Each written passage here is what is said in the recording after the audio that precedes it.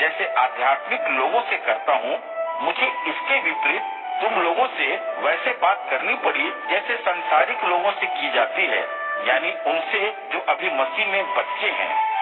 मैंने तुम्हें पीने को दूध दिया, ठोस आहार नहीं, क्योंकि तुम अभी उसे खा नहीं सकते थे और न ही तुम इसे आज भी खा सकते हो, क्योंकि तुम अभी तक सांसारिक हो। क्या तुम सांसारिक नहीं हो, जबकि तुम में आपसी ईर्ष्या और कलह मौजूद है और तुम सांसारिक व्यक्तियों जैसा व्यवहार करते हो। जब तुम में से कोई कहता है मैं पौलुस का हूँ और दूसरा कहता है मैं अपोलोस का हूँ, तो क्या तुम सांसारिक मनुष्यों का सा आचरण नहीं करते? अच्छा तो बताओ, अपोलोस क्या है और पौलुस क्या है? हम तो केवल वे सेवक हैं जिनके द्वारा तुमने विश्वास को ग्रहण किया है। हम में से हर एक ने बस वह काम किया है जो प्रभु ने हमें सौंपा था। मैंने बीज बोया, अपोलोस ने उसे सींचा, किंतु उसकी बढ़वार तो परमेश्वर ने ही की। इस प्रकार न तो वह जिसने बोया बड़ा है और न ही वह जिसने उसे सींचा, बल्कि बड़ा तो परमेश्वर है जिसने उसकी बढ़वार की। वह जो बोता है और वह जो सींचता है, दोनों का प्रयोजन समान है, तो हर एक अपने कर्मों के परिणामों के अनुसार ही प्रतिफल पाएगा।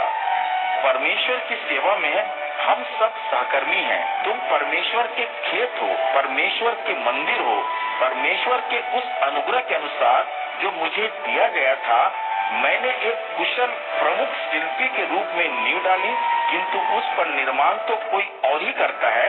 किंतु हर एक को सावधानी के साथ ध्यान रखना चाहिए कि वह उस पर निर्माण कैसे कर रहा है, क्योंकि जो नींव डाली गई है वह स्वयं यीशु मसीह ही है और उससे भिन्न दूसरी नींव कोई डाल ही नहीं सकता।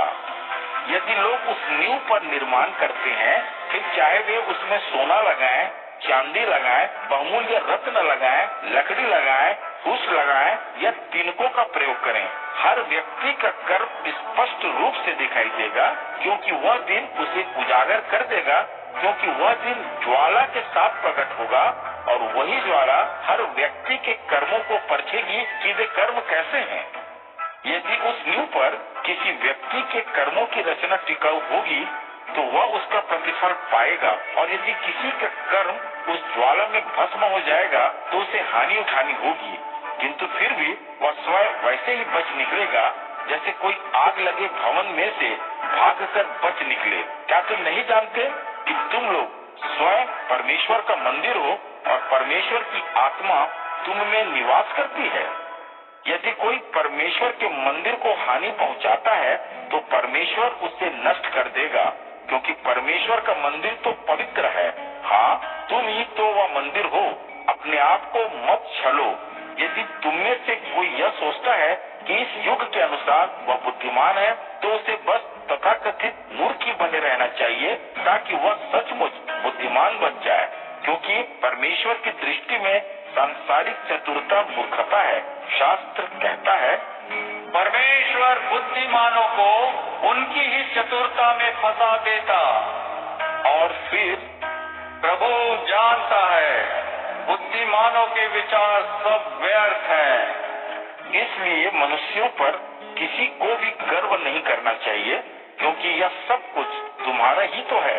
फिर चाहे वह पौलुस हो, अपोलोस हो या पतरस, चाहे संसार हो, जीवन हो या मृत्यु हो, चाहे ये आज की बातें हो या आने वाले कल की, सभी कुछ तुम्हारा ही तो है और तुम मसीह के हो और मसीह परमेश्वर का।